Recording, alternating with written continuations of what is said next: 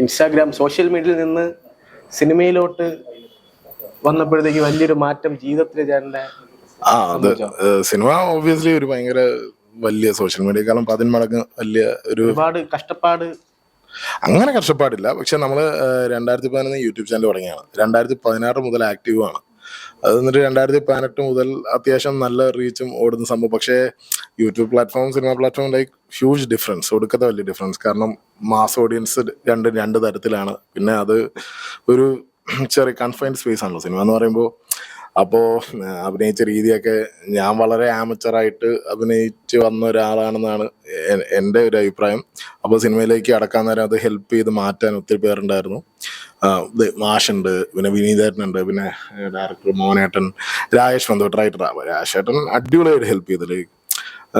അങ്ങനെ അവസാനം എൻ്റെ ഈ ക്യാരക്ടർ, അതായത് വിനീതിൻ്റെ ബെസ്റ്റ് ഫ്രണ്ടായ അനീഷ് എന്ന് പറഞ്ഞ ക്യാരക്ടർ മോശമില്ലാണ്ട് ചെയ്തെന്നാണ് എൻ്റെ അഭിപ്രായം. അപ്പം സന്തോഷം. അപ്പം തിയേറ്ററിൽ പോകുമ്പോൾ ആൾക്കാരുടെ റിയാക്ഷൻ കാണുമ്പോഴേ എനിക്ക് നല്ല സന്തോഷമുണ്ട്.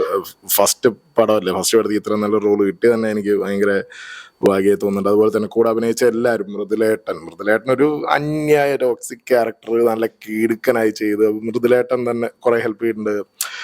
കൂടെ അഭിനയിച്ച മറ്റു പലരും, ഇപ്പൊ എൻ്റെ കൂടെ തന്നെ വന്ന ചിപ്പി, പിന്നെ നമ്മുടെ 2 സൈഡ് ക്യാരക്ടേഴ്സ് ഉണ്ട്, അവർക്ക് അധികം ഇത് കിട്ടിയില്ല. ഷാനിഫും ആരായിരുന്നു?